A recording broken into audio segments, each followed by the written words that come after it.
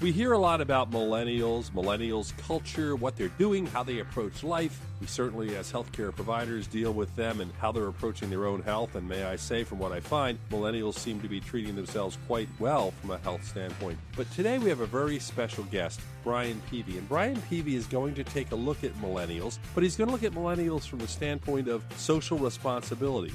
Like, should they shift towards social responsibility? Are they doing more as far as the environment around them? So first of all, Brian, welcome to the program. Thanks so much for having me, Brian. Now, your background, maybe you can describe for us better, but obviously you're involved in the business world. Tell me a little bit about what you do. I have a company called Profitshare, and it's a relatively straightforward business model at the outset. We buy and flip houses. The major difference that we do is we actually share some of the profits after we resell the home with the people that we originally bought it from. When you do that, obviously it's a business model. You got into business, you do it. It's obviously something that's pretty successful or you wouldn't do it. But my question is, how'd you get involved in thinking about millennials and what they're doing and their social responsibility? Where did that fall into play?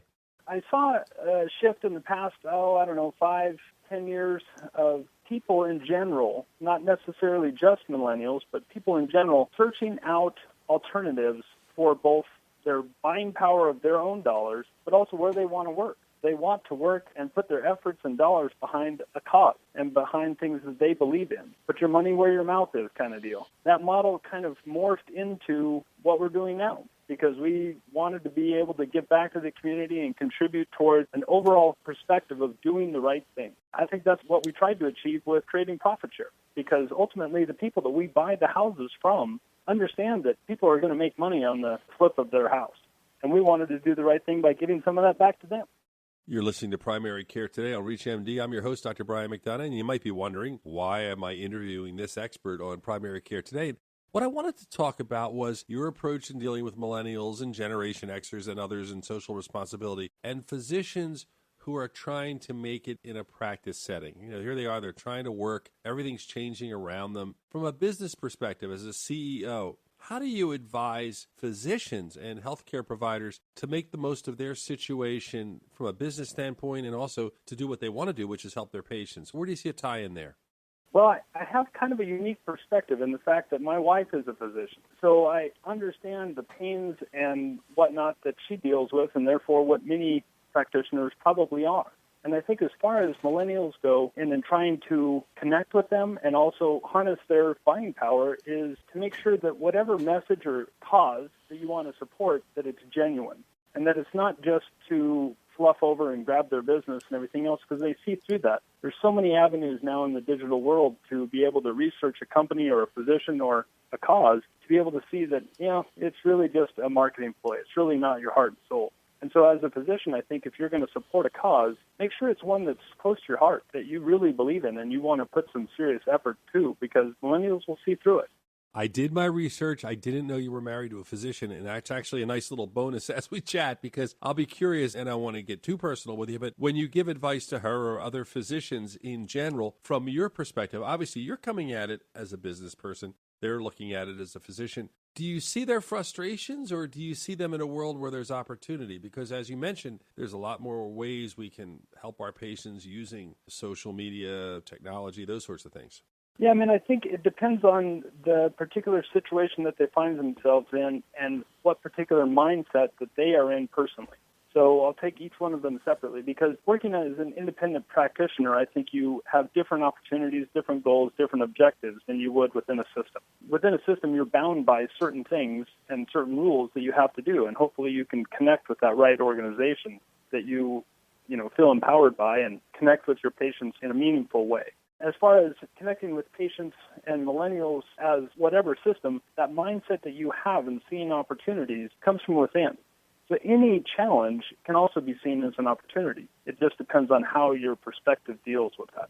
Now, one of the things you said, and I was trying to do some work on your philosophy, you talked about how being selfish may get in the way in business and in life. Tell me a little bit about that. It makes sense, but where have you seen it from a business standpoint? There's lots of opportunities to buy houses, in my market particularly, let's say, in Boise, Idaho. And so being selfish particularly can lead you to the point of, let's say, offering $500 less on a house just because you think, well, I don't know exactly how far that seller is going to go or what I really have to do in order to get to that property. And maybe just reining that in just a little bit makes your offer less competitive than somebody else's. So that $500 could make the difference between you getting the house and, let's say, making $20,000 on that deal versus nothing. So every little aspect of that transaction, if you look at it as a whole and say, what is it that's going to be the best scenario for everybody, and separate out whatever fear or selfish aspect you have, I think ultimately creates a better situation, especially long term.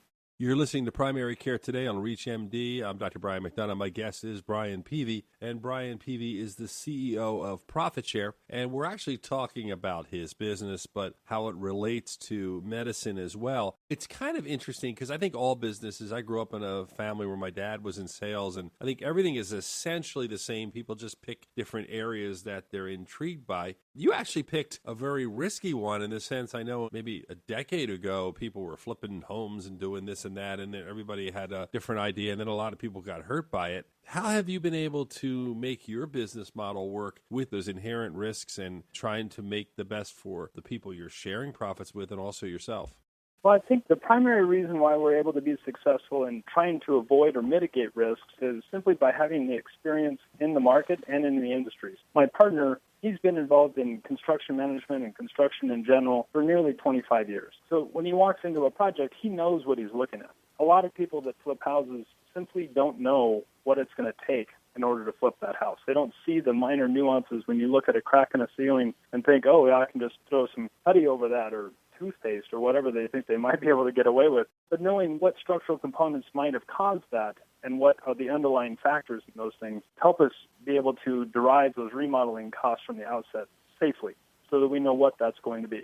Secondly, I grew up in Boise, and so I know that market. I was a realtor there and later developed property, and so I know that market very well. And when opportunity is presented to us, I understand what we can remodel it for and what it's going to be worth when we get done. You know, you brought up something that I teach young doctors as part of a residency program, and by no means am I somebody who went out and started huge practices. I've been in the academic world, but in dealing with them, what I tell them is you do need to do your research ahead of time and don't think you're so smart. I think one of the things we do as physicians is sometimes we think, well, we tested well, we were top of our class in college, we went through medical school, all these things. The rest of the world has no way of keeping up with us. And I remember my dad, who was in business, saying, don't think you're so smart, because that's when people take advantage of you. Learn and try to figure things out. And I think that's what you're kind of doing. You're saying, I've got somebody with me who has experience for 25 years. I know the market. You have to really know what you're talking about. Yeah, exactly. I mean, I was with my wife when she went through medical school and on to residency, and I can definitely relate with that example of, until you've been through all of that, until you have that experience behind you to know what's going to happen when that patient's on the table, don't grab that scalpel until you're ready and you know what's going to happen. And in our world, you don't grab that jackhammer until you're ready and you understand what's going to happen.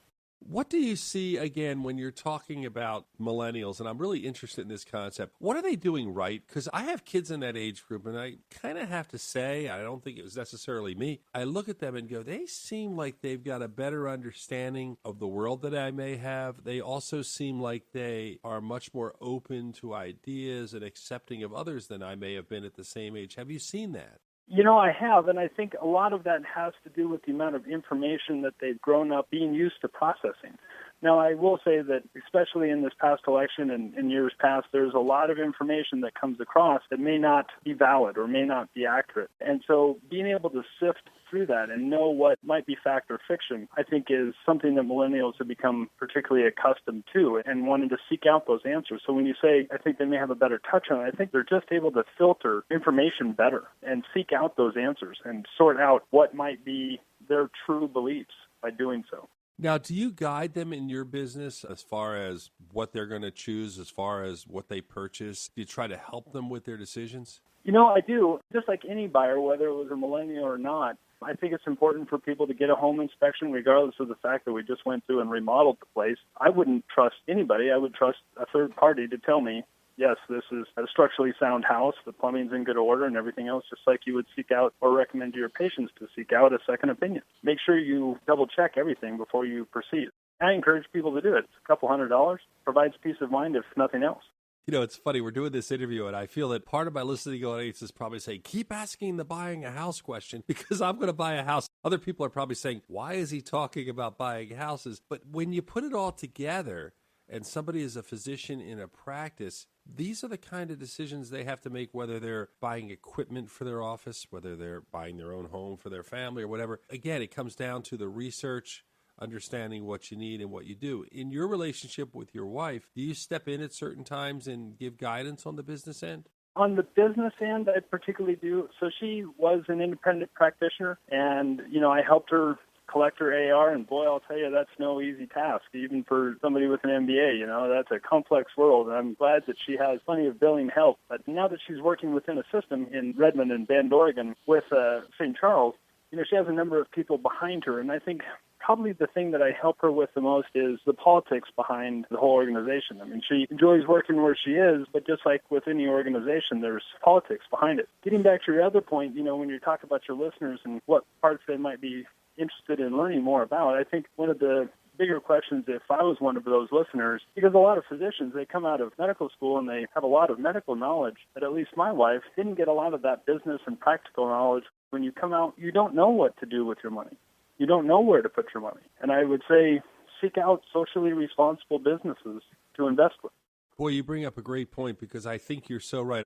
I always tell my residents, at least when I went through, we didn't learn about natural medicines, herbs, those sorts of things, and we learned nothing about business. I mean, I was an English major in college, I went to med school, and then all of a sudden I'm expected to try to run a practice. You get none of that. In fact, at least for most people, maybe the last decade it's changed, but for most people in medicine in their training, it was almost put down if you were concerned about the business side. Like, worry about the pure medicine, don't worry about that. But I think you're so right. You can't help your patients if you can't make your practice work. Right. You won't be in business long if you can't run the business, can't pay your employees, can't take care of your insurance premiums. Everything else will go to the wayside. We only have about 30 seconds with Brian Peavey. I want to ask you one last question, though, and this is one I wanted to ask from the beginning. So you're in a situation where you're advising millennials, you're advising doctors, whatever. When you do that and you try to give your input to them, if you had to say the top two things that you think were important to make sure that you could be successful, what would they be?